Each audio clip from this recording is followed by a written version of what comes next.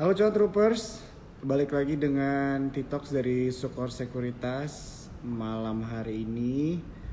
Oke, kita sambil menunggu teman-teman kita yang lainnya untuk join. Di sini aku mau kabarin buat teman-teman ya, untuk Titox kita pada malam hari ini tuh berjudul saham defensif di tengah libur Lebaran, begitu ya. Di sini pasti teman-teman udah banyak yang tahu gitu ya. Kita akan libur mulai minggu depan, tanggal 18, dan pasti banyak banget nih ya teman-teman ya pertanyaan dengan uh, keadaan seputar pasar modal. Nah, malam hari ini kita juga ada kedatangan influencer dari pasar modal, yaitu Nick Jansen ya teman-teman ya, seorang profesional trader. Nah, jadi sini kalau misalnya teman-teman ada pertanyaan seputar tentang saham yang kalian sedang pegang atau mungkin saham-saham yang menurut kalian menarik, kalian bisa tanya nih, view-nya langsung ke Nick Jansen. Oke.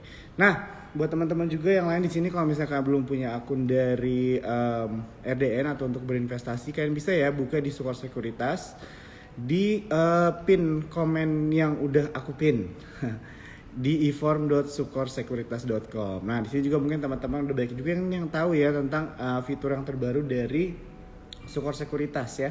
Jadi di fitur Spot by Sukor Sekuritas itu sekarang kalian bisa beli reksadana. Mungkin di sini sekarang banyak teman-teman yang bingung mau beli saham apa dan sebagainya. Aset kalian nggak tahu mau ditaruh di mana. Nah, ini reksadana bisa menjadi salah satu opsi kalian untuk parkirin uang kalian begitu ya di instrumen investasi yang less agresif tapi terbukti profitable juga begitu ya teman-teman ya. Kalau kalian buka nih di aplikasi Spot tuh bisa kalian lihat langsung ya performance produk-produk reksadana dari Sukor Sekuritas. Nah, ya jadi teman-teman, sekali lagi aku ingetin kalau misalkan ada punya pertanyaan tentang saham boleh langsung aja di komennya atau di Q&A ya. Mau tanya-tanya seputar IHSG mungkin atau saham-saham apapun ya. Contohnya kayak hari ini IHSG kan naik 0,49% ya kalau nggak salah ya, sekitar 0,50 lah ya. Dan dipimpin oleh saham teknologi actually ya, sektor teknologi. Nah, ini kan juga menjadi pertanyaan begitu kan. Dan bagaimana dengan sektor-sektor lainnya begitu kan. Atau mungkin saham-saham defensif apa aja nih yang menarik nih ya buat kita pantau atau mungkin kita koleksi di tengah libur Lebaran. Oke, coba kita lihat dulu ya. Nick Jansen di sini sebentar.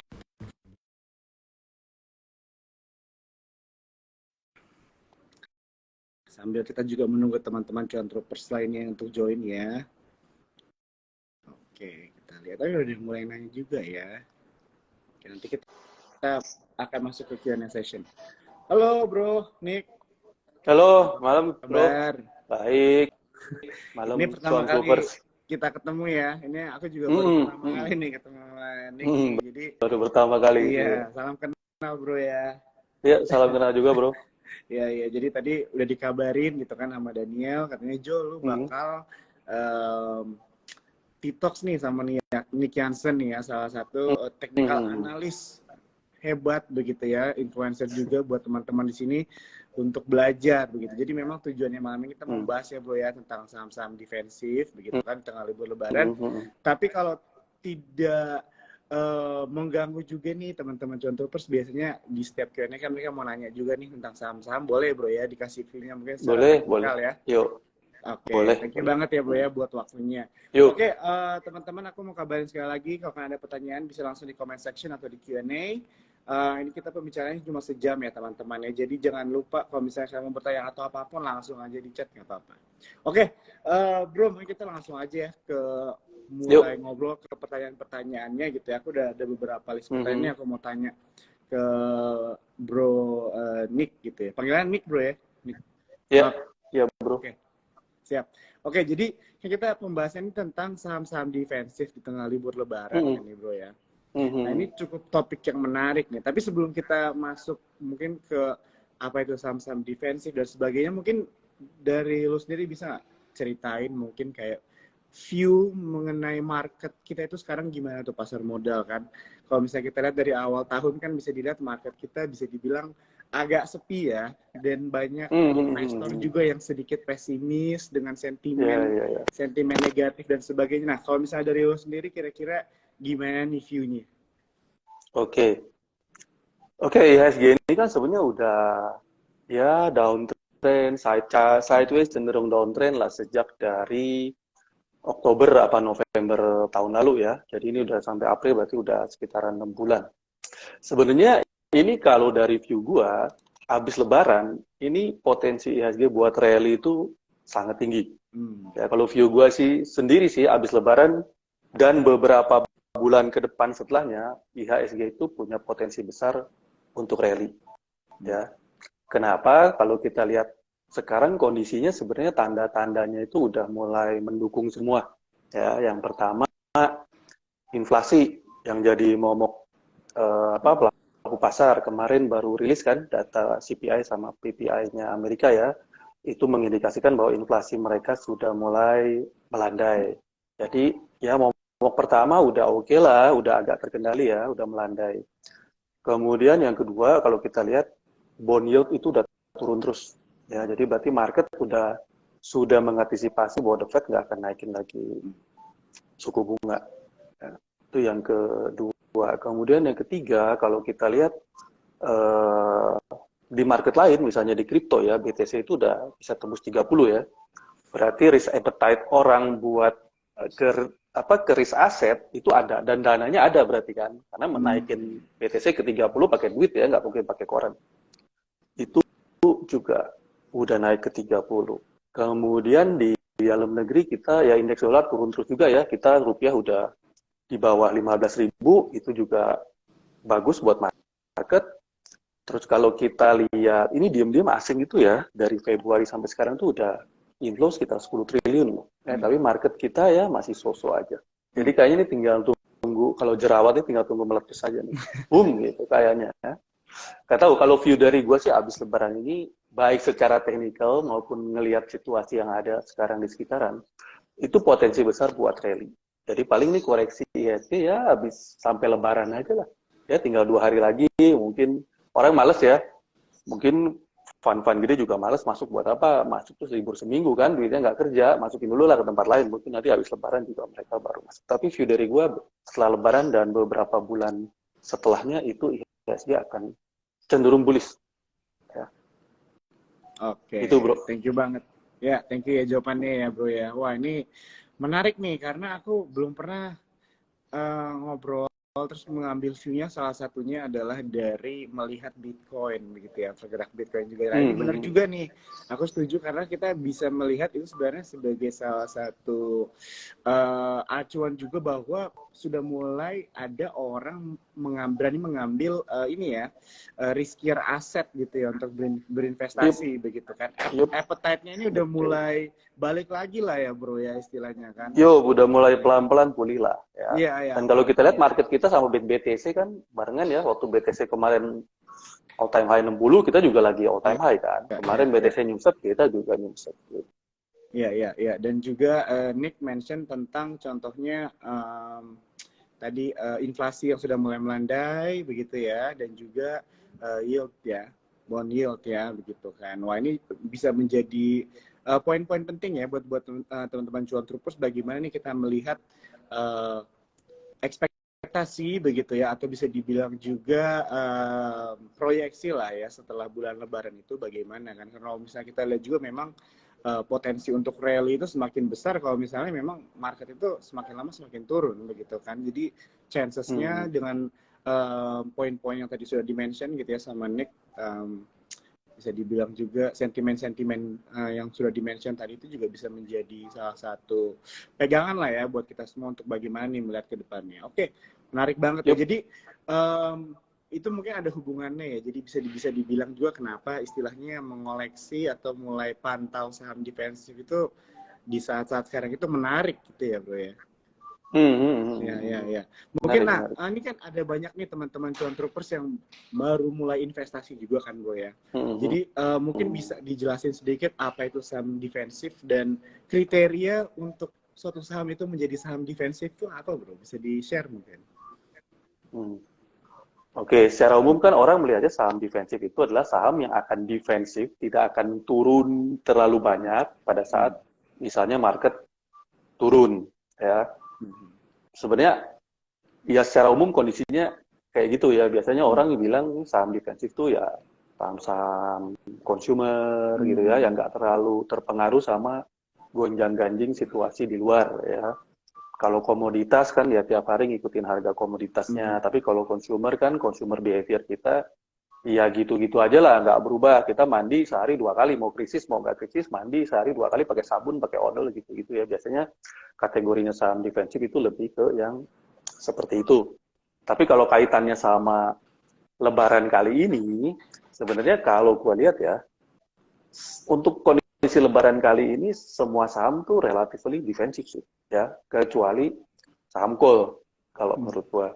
Ya, kita kan akan libur nih ke depan seminggu, jadi kalau kita ngomongin saham defensif pada saat liburan, artinya kan yang kita berharap saham ini nggak akan turun banyak pada saat libur Lebaran.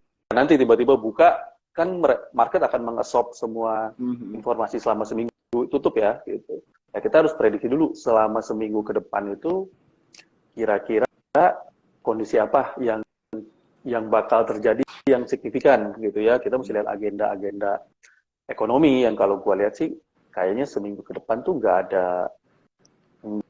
ada hal yang penting ya. Paling rilis data ekonomi Amerika aja, tapi nggak ada Fed meeting, nggak ada pengumuman apa Fed rate. Jadi kayaknya nggak ada sesuatu hal yang besar yang bisa terjadi dalam seminggu ke depan. Jadi kayaknya sih so-so aja. Paling ya saham komoditas ya yang berkaitan langsung sama market komoditas itu sendiri. Tapi kalau lihat sekarang komoditas juga harganya stabil, cenderung naik ya. Gold malah udah tembus 2000. Paling yang turun terus tuh kan coal harganya. Ya jadi paling hati-hati di saham coal aja. Kalau misalnya komoditasnya turun selama seminggu ini terus dibuka market langsung adjust ya paling itu aja ya kalau gue lihat. Tapi overall semua saham kayaknya cenderung defensif sih kali ini. Oke. Ya, jadi memang kan tadi aku ada Nick mention gitu ya tentang market gitu ya di momen-momen Lebaran gitu kan. Aku jadi wonder juga sih kayak bagaimana nih tren market biasanya di saat Lebaran nih di beberapa mungkin tahun belakang gitu kan. Secara teknikal itu apakah memang pas setelah Lebaran selesai itu ISG itu koreksi kah atau mungkin rally kah? Ini pas banget ada yang nanya nih soalnya cuan troopers Nemdes ya bilang takut kena prank seperti tahun lalu selesai liburan IHSG koreksi dalam katanya. Nah, apakah itu benar gitu kan? Mungkin dari Nick sendiri mungkin secara teknikalis begitu kan kalau misalnya melihat membandingkan comparison dengan mungkin tahun lalu gitu kan atau mungkin dengan 2 tahun lalu dengan sekarang tuh gimana tuh proyeksinya mungkin? Oke. Mungkin kondisinya udah beda ya tahun kemarin sama tahun sekarang.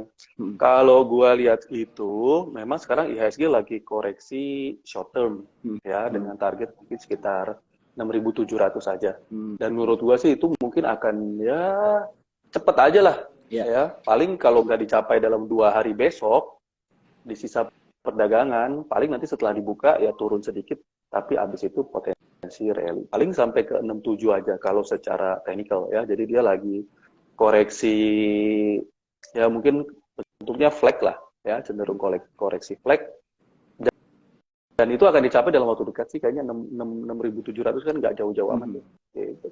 Mungkin ya paling lama seminggu perdagangan lah, 5 hari perdagangan gua rasa udah bisa capai itu sih. Jadi nggak by technical kayak gitu sih view-nya ya. Jadi kayaknya nggak akan di-prank lah. Beda soalnya kondisi. Wah ya menarik ya karena memang juga kalau misalnya kita melihat memang situasi tahun lalu sama sekarang beda ya. Istilahnya kalau di tahun ini udah ada beberapa kartu yang dulu itu, tahun lalu itu masih misterius tapi sudah terbuka sekarang. Jadi kita bisa membuat istilahnya trading plan atau bisa dibilang proyeksi bahkan even prediction yang lebih akurat lah di tahun ini ya begitu ya. Dan juga tadi dari angka-angka data ekonomi dan juga tadi angka-angka dari data ekonomi Indonesia juga gitu dan juga tadi data-data ekonomi secara global yang dilihat secara sudah mulai melandai gitu kan, data ekonomi juga kita yang bagus itu kan bisa menjadi pegangan lah ya buat kita semua gitu bahwa memang marketnya berbeda dengan tahun lalu begitu kan. Oke, menarik. Nah, kalau misalnya kita tadi kan udah ngomongin lah ya istilahnya sebenarnya sentimen negatif ini kan sering banget ya bro dibahas dari tahun lalu ya. Mostly memang suku bunga sih itu gitu kan. Nah tapi kalau dari bro Nick sendiri kira-kira ada nggak nih sentimen-sentimen yang positif nih, yang menarik, yang mungkin belum sempat ke-mention di TikTok kita nih saat ini, yang teman-teman Cuan Troopers bisa pantau gitu, untuk mungkin sentimen positif yang sedang terjadi sekarang atau mungkin akan terjadi di beberapa bulan ke depan gitu, yang mungkin bisa mereka perhatikan. Hmm. Apa ya? Kalau sekarang mungkin yang lagi update itu ini ya, dolar indeks turun terus ya. Jadi dolar turun, makanya rupiah menguat, emas menguat. Dan kayaknya banyak yang prediksi emas ini akan menguat sampai 2.300 ya. Banyak yang bilang. Jadi ya mungkin perlu diperhatiin saham-saham yang related ke emas. Ya, kalau yang update sekarang paling yang paling terupdate itu. Kalau sisanya ya the Fed kemungkinan kayaknya nggak akan naikin lagi ya. Kalau kita ngelihat bond yield udah kayak gitu, berarti pasar udah berekspektasi. Musim dividen gimana bro? Kalau musim dividen? Musim dividen oke. Ini mungkin gue bukan orang yang tepat ya kalau menjawab soal dividen, karena kan gue trader. Ya, dividen itu sebenarnya lebih ke investor ya. Kalau buat trader sih dividen itu nggak ada gunanya. Soalnya kan hari ini dapat dividen, terus habis itu besok sahamnya turun senilai dividen. Jadi what's the point kalau buat trader sih gitu ya. Oke, jadi tadi udah dibahas lah ya beberapa sentimen gitu ya teman-temannya semua, dari yang negatif sama ada beberapa sentimen-sentimen yang bisa kita perhatikan juga. Nah, kalau misalnya kita masuk kan kadang-kadang orangnya kalau kita udah membahas tentang ekonomi global, sentimen sana sini, apa gitu ya maksudnya hubungannya dengan pasar modal begitu kan, dan pengennya tahunya nih sektor-sektor apa aja nih yang bakal menarik begitu kan. Nah, mungkin kalau misalnya dari Bro Nick sendiri bisa di-share aja nggak mungkin secara singkat, atau dijelaskan kira-kira ada nggak sektor-sektor yang menarik nih secara personal buat lu untuk diperhatikan teman-teman Cuan Troopers nih. Mungkin by technical nggak apa-apa, atau mungkin ada sentimen-sentimen yang mau di-share juga boleh, bebas. Oke, kalau by technical aja ya. Iya. By technical sebenarnya view gue masih sama kayak waktu IG Live yang pertama sama yang kedua waktu sama Daniel ya. Jadi yang pertama itu sektor rokok ya, itu menarik. Sektor rokok, kemudian ada sektor metal ya, jadi kayak Antam, Inco, MDKA itu juga menarik ya, ini related to EV kayaknya, yang dimana nanti bakal jadi tren lah ya. Dan harga nikel juga sekarang bertahan terus di atas 20.000. Terus kalau gue lihat yang punya kans itu juga Pulp and Paper ya, INKP sama Tekim. Kalau kita melihat laporan keuangannya tahun lalu itu bagus banget ya, dan harganya belum naik ya, kayaknya mungkin lagi diakum. Sama bank ini ya, bank syariah yang kalau gue lihat ya, jadi kayak BRIS, BTPS itu juga menarik. Kayaknya baru segitu deh yang masuk watchlist gue. Oke. Thank you banget. Jadi ini bisa menjadi watchlist juga lah buat teman-teman Cuan Troopers untuk diperhatikan nih, yang udah di-mention sama Bro Nick. Nah, mungkin sebelum kita lanjut ke topik pembicaraan kita, aku mau ngingetin dulu nih sama teman-teman, pesan-pesan sponsor dulu nggak apa-apa ya, Bro? Ya, silakan. Jadi buat teman-teman nih yang belum punya akun investasi di RDN gitu ya, kalian bisa buka nih di eform.sekuritas.com.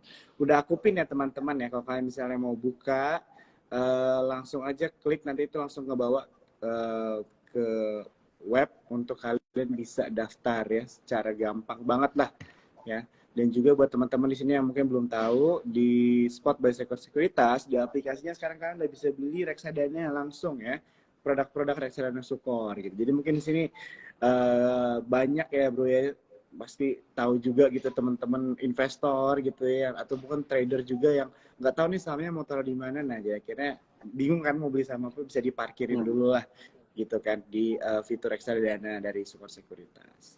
Oke, mungkin kita langsung aja nih bro masuk nih kan, kira-kira saham-saham apa aja nih yang menarik gitu ya, mungkin dari saham-saham defensif yang mungkin bisa juga dimention gitu ya ke teman-teman Cuan Troopers. Ada nggak sih saham-saham yang perlu bisa dibilang perhatian lebih lah buat teman-teman yang lagi nonton malam hari ini?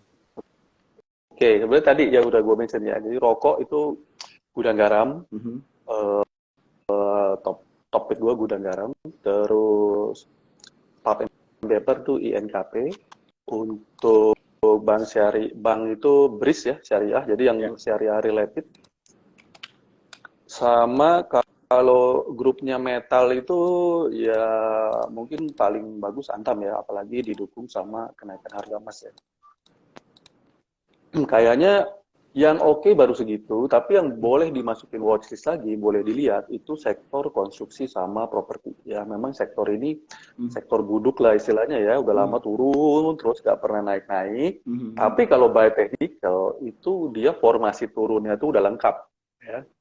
Makanya kemarin agak uget-uget dikit ya si konstruksi sama si properti. Nah itu masukin watchlist aja dulu ya, tunggu dulu ya, lihat dulu kira-kira dia ngasih signal reversal nggak. Kalau dia kasih signal reversal ya mungkin boleh di-buy ya. Tapi kalau sekarang masukin watchlist dulu aja. Dua itu ya, properti sama konstruksi. Gitu. I see. Oke, oke. Ini udah mulai ada beberapa teman-teman yang nanya ya. Teman-teman di sini kalau misalnya ada yang mau bertanya tentang satu saham ya, bisa mau mungkin nanya ke Nick gitu ya tentang view-nya dari sisi teknikal satu saham, mungkin bisa dibantu ya di sini juga ya teman-teman. Boleh Ya, nanya boleh. langsung. Boleh. Tapi kita kalau misalnya lagi ngomongin tentang saham defensif kan bro, biasanya orang-orang tuh mikirnya big four ini ya, banks gitu kan. Kalau misalnya dari BCA, Mandiri, BRI gitu ya sama BNI, yang secara teknikal menarik itu menurut lu yang mana bro? Yang untuk buat orang-orang masuk nih sekarang, kalau misalnya secara teknikal nih kayaknya oke gitu dari keempat ini. Semuanya menarik sih bank-bank itu ya. Semuanya Sebenarnya menarik ya? kalau dari semuanya menarik. Dari technical mereka baru aja breakout, jadi baru aja bikin higher high ya, dia akan bikin impulse baru. Bagus. Tapi memang gue jarang mention, as a trader gue jarang mention saham banking. Soalnya buat gue saham banking itu terlalu kecil marginnya. bukan lebam gitu ya. Jadi naik susah, turun juga susah gitu. Tapi buat trader soalnya kecil. Jadi gue juga jarang mention, tapi bagus ya, based on technicalnya sih bagus. Bagus. Bagus. Semua bank itu bagus. Oke, mungkin kita sambil ini aja ya, lompat-lompat ya. Kita nanya, ngambil pertanyaan dari teman-teman Cuan Troopers, dan kita move on dari topik yang udah gue siapin. Oke, ada yang nanya nih, Eko Priyono. ADMR gimana tuh secara teknikal? Dia nyangkut bro katanya. ADMR lagi downtrend ya. Ini gue ngomong aja atau perlu tunjukin chart apa nggak perlu? Iya. ADMR tuh lagi mungkin sambil lihat chart boleh nggak? Boleh bro, boleh banget. Lupa. Ntar ya. Iya. Ini bentar ya. Ntar. Gue pindahin dulu ininya. Iya.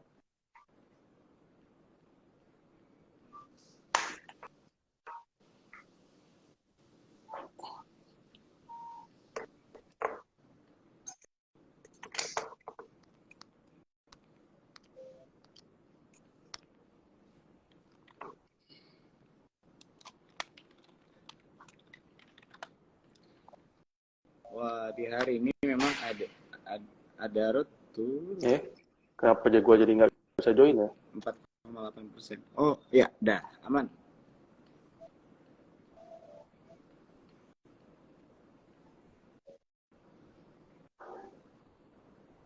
Gimana ya bro? Kalau gue kepencet apa gimana sih? Oh, ini udah kelihatan kok bro. Ininya, teknik apa? Chartnya. Kelihatan udah? Udah kelihatan. Oh, oke. Sorry. Gelap nggak? Ya, gue pasin dulu lah. Iya. Oke, sorry bro, tadi apa ya sahamnya ya? ADMR. Ya, ADMR. Hari ini memang turun sih 4,89% ya. Bro, suara lu kenapa jadi pelan banget ya? Taraf yang salah ya?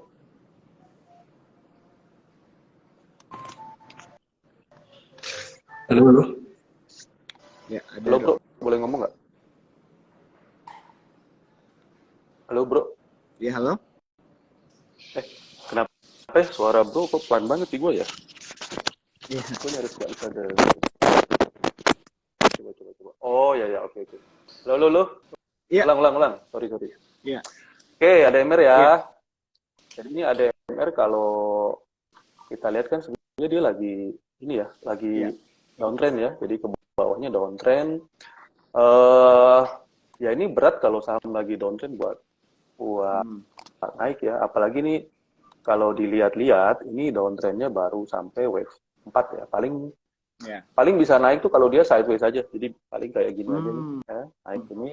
Tapi nanti jadi kalau kalau apa masih sesuai wave-nya paling dia akan bisa naik gini sedikit. Oh sorry sorry nggak kelihatan ya.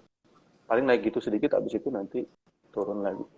Ya. Ya jadi ini belum masih downtrend dan belum ada tanda-tanda reversal ya. Jadi masih sulit Hmm. Ya. gue lihat.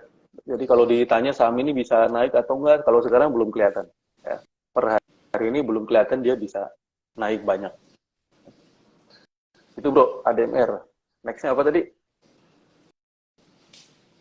Ya. Ya. Jadi Jadi ini masih ADMR paling downtrend ya bro ya, naik-naik belum dikit ada lah. tanda-tanda mau reversal Belum, atau apapun ya. belum. Hmm. Jadi kalau kalau saham udah bentuknya lower high begini ya akan terus gitu sampai benar-benar nanti dia Ya. bisa reversal. Jadi ADMR ini belum bisa dibilang mau naik ya, malah kalau dilihat Hmm. ya kecuali dia di Ya. sini bisa bikin reversal pattern ya, kalau dia di sini bisa Ah, ya bikin ya. double bottom gitu, itu punya kans. Tapi kan sekarang belum kelihatan, jadi gue juga belum bisa bilang. Ya, Oke. gitu bro. Jadi belum ada tanda-tanda, belum ada solusi buat yang punya ADMR. Ya malahan kalau kalau apa? Kalau view-nya benar malah masih bisa turun lebih banyak. Nah, ini jadi Oke, bisa next apa bro? ya. Oke, sorry, apa lagi tadi? Ya, suaranya agak kecil bro sebentar ya. Oh ya, Ya. Oke, udah aman. udah, Oke, udah. itu jadi untuk ADMR ya. Hmm, Tadi udah hmm. dijawab sama Bro Nick gitu ya, teman-teman. Bukan teman-teman ya, ada satu orang sih. Tapi kayak teman-teman juga kali ya yang Iya, penasaran gitu Tuan kan Trooper. dengan view-nya akan ADMR begitu ya. Kalau misalnya secara teknikal memang kalau dilihat masih downtrend ya. Jadi mungkin Hmm. eh, lama lah ya kira-kira atau nggak belum ada Ya, tanda-tanda belum ada. perbalikan lah ya. Belum Oke, thank you ada. banget view-nya. Nah, ini ada Yuk, yang nanya lagi nih, Bro. yuk. Sampai bilang ITMG Kak minta tolong dibahas banget nih. ITMG mencelat ke Oke. bawah nih hari ini. Wah, ini kayaknya mirip-mirip sama DMR juga gitu ya. Mungkin ada teman-teman yang nyangkut atau mungkin kaget nih Ya, tiba-tiba sahamnya koreksi gitu ya. ini ya, ITMG ini harusnya yang nanya ini udah dapat dividen kan, 6.000. Hmm. Jadi sebenarnya turunnya nggak jauh-jauh amat. Hmm. Ya, cuma kalau kalau turun jauh ini gini, call itu kan memang harganya udah turun terus Hmm. ya.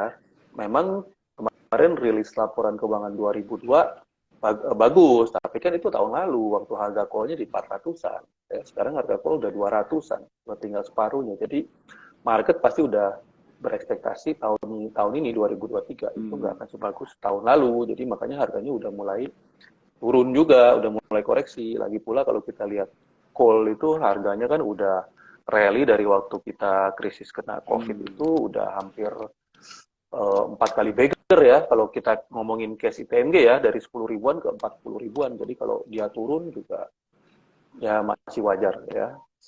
Paling gini, kan call ini view-nya masih turun terus ya si harga Ya. komoditinya. Jadi nanti kalau si ITMG ini ada rebound ke atas ya itu ya manfaatin buat jualan ya at least bisa BEP lah gitu. Karena biasanya saham kalau udah turun terus nanti juga ada koreksi ke atas ya. Tapi udah dihindarin aja saham kalau apalagi kalau udah bagi dividen ya itu the party is over udah kalau udah bagi Nah, dividen ya mantap tuh ya. gitu. Jadi ITMG juga sama ya ITMG Hmm. gini ITMG cuma satu jalan tinggal nunggu dia rebound ke atas aja Hmm. ya dia udah turun banyak dari 40 ribu kemarin kan bagi dividen langsung turun hari ini turun lagi tapi kan hari ini nggak ARB ya kalau kemarin 2 hari ARB kan nah, Ya. karena bagi dividen ya sekarang udah nggak ARB jadi ya ini juga ketemu support ya jadi mudah-mudahan kalau ini rebound ya ini manfaatin aja buat exit Hmm. ya kalau ini ke atas. Ini tapi nggak akan setinggi ke sini, nggak bakal ke 40.000 ya. Paling di tengah-tengah aja. Di Ya, situ ya. 36, 37 aja. Itu di harga Ya, berapa kalau kita bro pakai ya? kalau misalnya kita pakai Vivo ya mungkin Mhm. kira-kira di sekitar 36, 37 lah. Tiga. Oke, oke, oke. Hmm, ya. Tapi itu dengan catatan kalau ini mantul ya. Jadi besok kita lihat dulu kalau ini breakdown lagi, target ini juga ikut turun. Ya, Hmm. gitu. Jadi ini mudah-mudahan mantul. Soalnya hari ini kan nggak ARB ya. Gitu. Tapi Ya, ya. balik lagi ini tergantung harga call yang tadi gua bilang. Kalau call selama kita libur merah terus, ini bisa jebol. Oke. Siap, Gitu, bro. siap. Oke, thank you ya, Bro Nick. Yo, Untuk thank yang you. pertanyaannya sudah dijawab. Ini banyak banget yang nanya nih. Oke, kita coba satu-satu lagi, Bro nih ya. Oke, ada Boleh. yang nanya lagi nih, Bro, tentang dari Riff First ya. Jadi nanya, Konik Arto secara teknikal apakah memungkinkan balik ke belasan ribu lagi?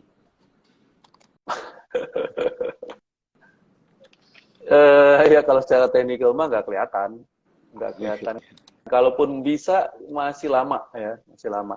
Rebound bisa, tapi mungkin nggak sampai ke 20 ribuan ya.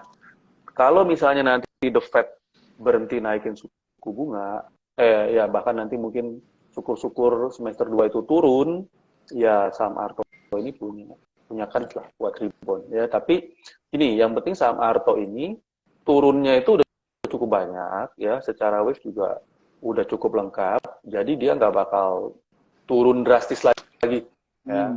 Paling sideways saja di area 2000-an ya, nggak bakal drastis lagi. Tapi kalau mau naik ya kita mesti tunggu ada reversal pattern dulu ya. Kalau kita teknikal kan ya kita nunggu tanda, ibaratnya kita nunggu mendung dulu kalau pengen tahu hujan apa enggak gitu. Masalahnya sekarang masih belum kelihatan. Tapi kalau bisa, cuma masalahnya kapan gitu. Itu yang kita nggak bisa prediksi. Tapi kalau teknikal bisa. At least kalau ke 10.000 aja itu ada possibility ya, cuma entah kapan gitu. Paling itu nunggu suku bunganya turun dulu. Jadi lebih ke arah time frame lah ya. Tapi kan kalau misalnya sebagai trader gitu ya, aku pernah mendengar katanya kan kenapa memaksakan di satu saham kalau ada banyak lagi saham-saham lain yang lebih menarik gitu bro ya. Betul. Hindarin dulu lah saham-saham yang lagi downtrend ini ya.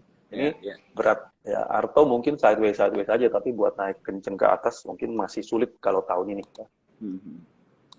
Oke, thank you banget udah dijawab ya, Konik. Untuk tadi yang nanya udah dijawab ya pertanyaannya ya.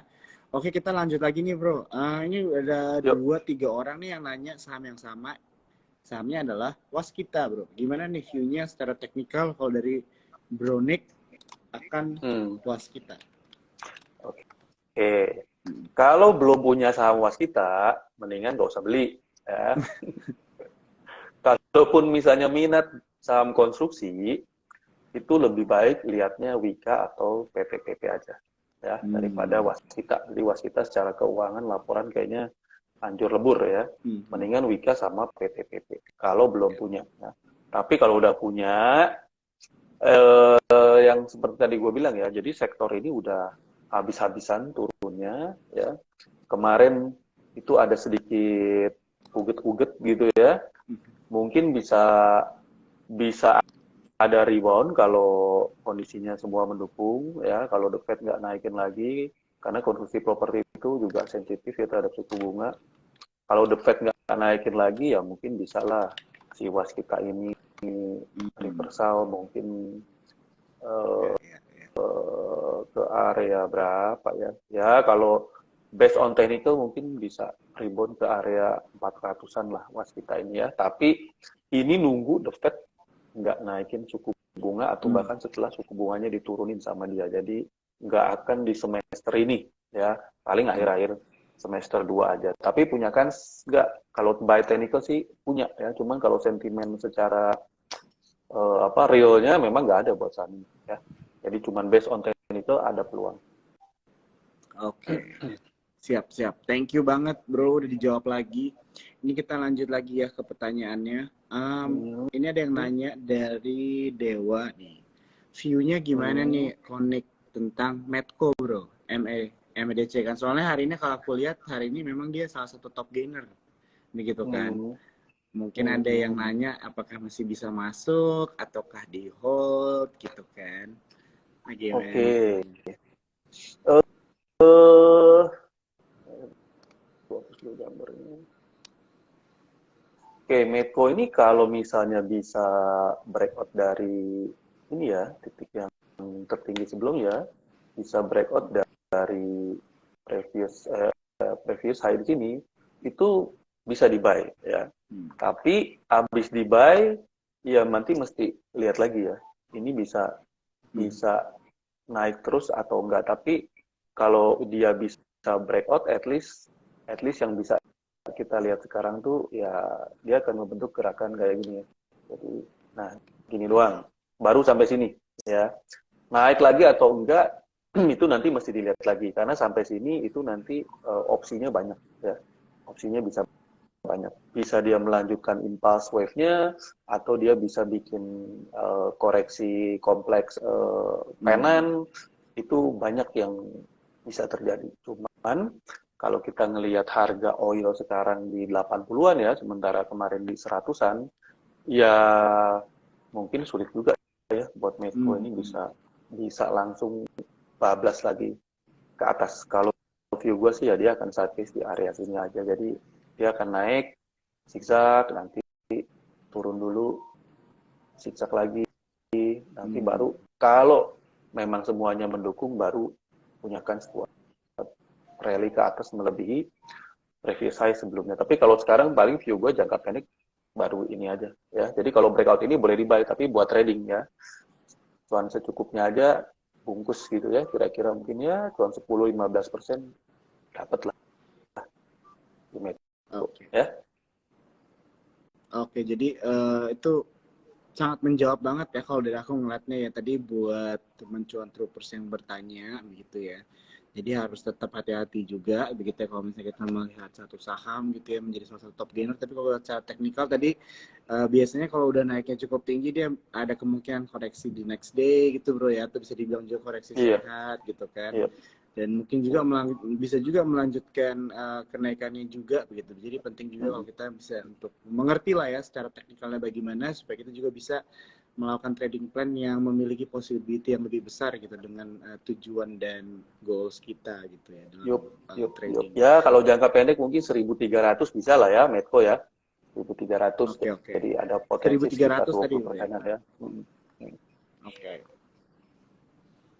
Oke, kita lanjut lagi bro ya pertanyaannya ya bro. Tadi kan nih Bro Nick nih mention nih tentang industri rokok gitu ya. Tadi kan mention tentang gudang garam ya bro, betul ya? Betul. Ya, ini ada yang nanya tentang HMSP bro, gimana? HMSP sebetulnya juga sama, cuman kemarin HMSP kan ngeluarin laporan keuangan jelek ya. Jadi langsung dibantai sama market. Oke, kita lihat ya. Kalau di technical HMSP mungkin bagusan GGRM ya. Jadi ini ada yang turun drastis begini ya ini sulit buat tiba-tiba balik arah sulit ya. Ini udah kayak gini. Jadi biasanya dia uget-uget lah di sekitar sini gitu, uget-uget nanti baru naik lagi. Gitu. Jadi ini takes time kalau HMSP ya. Tapi ya oke, secara saham oke, harusnya sih kalau gudang garam naik si HMSP juga bisa ke bawah ya. Cuma kalau based on chart doang GGRM lebih bagus daripada HMSP. Ya. Oke, jadi kalau misalnya mau dia Oke, jadi kalau belum punya ambil GGRM, tapi nanti tunggu koreksi sedikit lagi ya. Tapi kalau HMSP-nya udah punya, ya udah di hold aja, nunggu aja nanti juga ikut naik kok ujung-ujung. Gitu. Ya. Tapi kalau belum punya pilih GGRM aja. Oke, itu udah enak banget ya teman-teman Cuan Troopers ya. Kita ada dapat saham yang bisa menjadi masuk dalam watchlist kita ya, udah di-mention nih tadi sama Bro Nick. Oke. Jadi buat tadi teman yang nanya ini tentang saham HMSP sudah terjawab ya. Jadi kita mau lanjut lagi nih ke pertanyaan selanjutnya. Oh nih ada ada yang mention tentang BMRI. Tadi kita udah bahas ya. Buat teman-teman Cuan Troopers mungkin tadi ada kelewat di awal. Tadi kita udah mention. Aku udah nanya nih tadi sama Nick, gimana pendapatnya gitu ya tentang Big Four Banks begitu kan. Dan sebenarnya kalau untuk masuk ke Big Four Banks sebenarnya selalu bagus begitu ya momennya ya. Cuma mungkin nggak menjadi saham pilihan pertama untuk Nick gitu ya. Tapi ini buat tetap trading ya. subjektif ya teman-temannya, betul ya untuk trading ya. Karena Nick prefer gitu ya mungkin saham-saham yang tadi apa ya bahasanya tadi lu bilang apa ya bro? Iya, yang kenceng lah kalau Ya, naik ya. nah Kalau begitu. banking ini kan naiknya lemot Ya, ya, ya, walaupun turun juga ya, lemot gitu. ya, ya, ya. Ya, jadi untuk BMRI mungkin jawabannya seperti begitu aja. Tapi semuanya balik ya, teman-teman. Aku mau balikin lagi ke teman-teman. Ini semuanya disclaimer on, begitu ya. Setiap orang punya tujuan trading, bahkan investasi yang berbeda caranya juga. Jadi malam ini kita ngobrol-ngobrol sama Nick kan untuk kita mempelajari view-view, cara dia trading, dan insight-insight yang bisa dia berikan untuk istilahnya memberikan apa ya pelajaran lah buat kita semua untuk lebih pintar nih dalam berinvestasi dan juga trading di pasar modal. Oke, kita lanjut lagi bro nih ada pertanyaan dari Gunawan. Kalau NICL gimana nih kok katanya? Waduh, kalau NICL sih nggak bisa pakai technical itu harus pakai info bandar sama orang dalam kalau saham begini.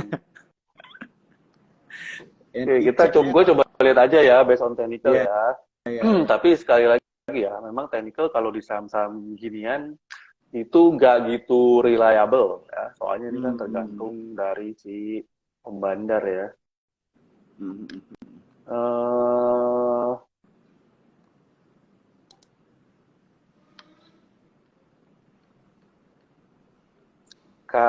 Oke, kayaknya kalau gue lihat NICL mungkin masih ada kans turun ya sedikit lagi, kira-kira ke support yang inilah. Habis itu dia punya kans buat rebound. Tapi ini rebound bukan naik lebih tinggi ya. Sementara kalau gue lihat jadi mungkin akan turun ke sini terus naik, tapi naiknya separuh aja, sedikit untuk nanti turun lebih dalam lagi. Ya. Tapi titik ini kemungkinan besar akan dicapai yang ini ya. Ini apalagi kalau teman-teman yang udah belajar technical pasti bisa lihat ini udah ada divergen ya di sini ya, masih di divergen, jadi titik itu kemungkinan bisa dicapai ya. Yang ini nih titik di sini nih 260 itu 26 berapa nih, 266 lah ya, 266 tuh titik yang kemungkinan besar akan dicapai ya. Jadi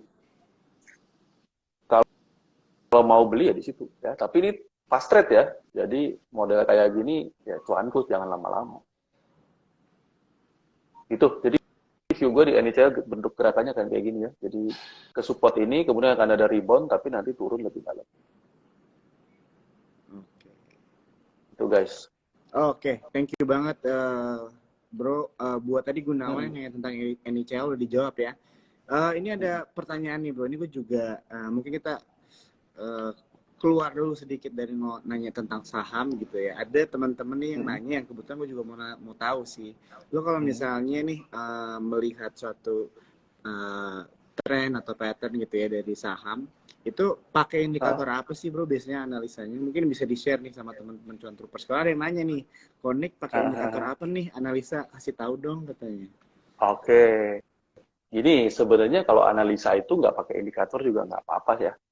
Sebetulnya yang penting tuh gerakan price actionnya ya. Jadi chart yang di dalamnya ini yang lebih penting sebenarnya daripada indikator. Tapi kalau buat bantu-bantu, gua ada ya ini volume sih, ini ya standar, ada volume, MACD sama stokastik. Ya. Itu aja sih. Ya. Itu aja. Jadi betul. Gini, indikator tuh terbagi jadi dua kelompok besar ya. Ada trend indikator, ada osilator. Jadi sebenarnya nggak usah dipakai semua, satu aja. Jadi di case ini osilator gue pakai stokastik. Kalau trend indikator ya gue pakai moving average. Kalau MACD ini kan kombinasi antara osilator sama trend indikator ya. Jadi dipakai. Sisanya tuh mirip-mirip. Jadi kalau stokastik, RSI, apalagi semua yang bentuknya osilator, pokoknya yang pokoknya indikator yang angkanya itu 0 sampai 100 itu semua osilator, jadi mirip-mirip. Hmm. Nah, kalau indikator yang nempel di harga, ya, jadi kalau misalnya teman-teman tahu Bollinger Band, Parabolic SAR, itu kan indikator nempel di harga, dia bukan di kolom tersendiri gini ya. Itu berarti tren indikator. Jadi indikator itu bisa baca tren. Kalau osilator itu nggak bisa baca tren, dia bacanya momentum. Kelompok besarnya kayak gitu. Jadi sebenarnya cukup satu aja, osilator cukup pakai satu, tren indikator cukup pakai satu. Kalau pakainya semua itu biasa malah bingung ya. Pakai 10 indikator osilator. Ya 5 bilang buy, 5 bilang sell. Bingung gitu. Biasanya gitu. Iya. Jadi bisa dibilang kalau misalnya ngomongin tentang balik tadi tentang indikator begitu ya, sebenarnya simplicity is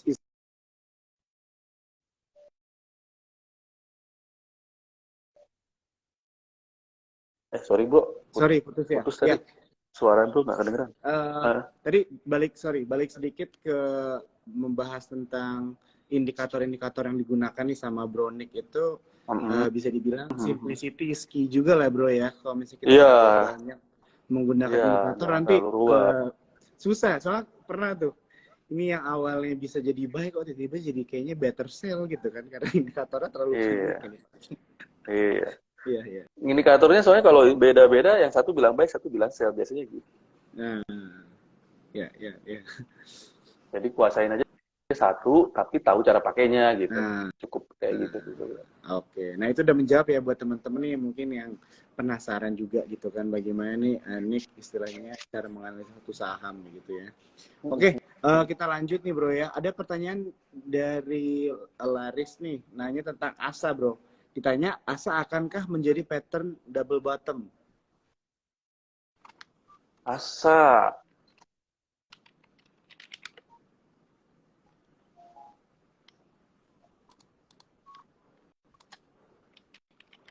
hmm, kalau double bottom sih masih, iya punya kans ya, punya kans. Ya. Tapi ini kan sebenarnya dia udah ini ya. Jadi kalau kayak gini tuh dia dari downtrend ya. Jadi udah downtrend terus dia sideways biasanya habis itu naik. Ya, cuman kalau kita sekarang trading ya kita paling ke sini dulu ya. Namanya sideways tuh apa bottom ketemu bottom nanti top ketemu top ya. Jadi dia punya kans ke sini. Cuman nanti dari sini ya lihat lagi kalau dia bisa breakout berarti double bottom. Tapi kalau dia turun lagi berarti dia lanjut sideways lagi, ngelanjutin lagi gini. Ya, jadi tergantung dari titik ini tuh dia akan sangat menentukan perjalanan selanjutnya. Oke. Tapi dari sini punya kans buat ke sini. Oke, Gitu. oke, oke. Nanti dari titik ini baru ambigu ya, bisa naik bisa turun.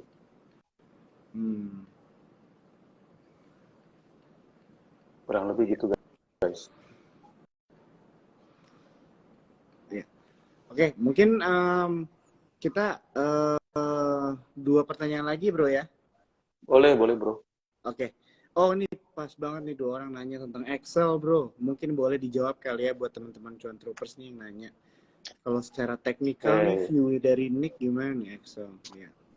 Excel tuh ya masih harus ini ya. Ini masih harus turun sekali lagi ya. Cuma ini turunnya kemana itu kalau secara teknikal nggak gitu mudah diprediksi ya. Jadi masih ada. Kita lihat support terdekat. Oke, ini udah tembus ya.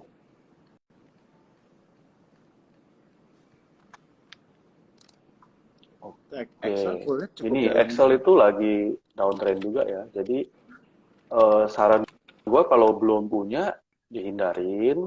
Kalau udah punya, nanti manfaatin kalau misalnya terjadi rebound ya. Biasanya kalau kayak gini tuh biasanya ini ya kemungkinannya gini.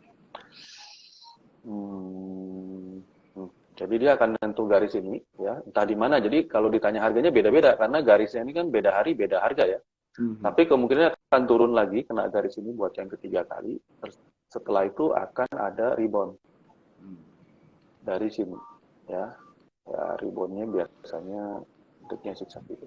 Nah itu nanti dimanfaatin lah buat exit ya. Tapi kalau sekarang dalam jangka waktu dekat ini akan cenderung turun terus sampai menyentuh garis ini ya. Kalau gua kira-kira mungkin ini kira-kira ya, karena mungkin 1.600 lah. Ya, ya. Kira-kira 1.600-an ya. Habis itu dia punya kans buat bentar ya. Iya, dia masih harus turun sekali lagi. Ya, 1.600-an lah area situ. Nanti dari situ baru dia punya kans buat rebound. 1.600-an ya bro ya. Oke. Oke. Oke, kita mungkin ambil satu lagi ya teman-teman yang pertanyaannya. Oke, pertanyaannya adalah dari Jo nih, BJBR bro. Kalau secara teknikal gimana nih? BJBR.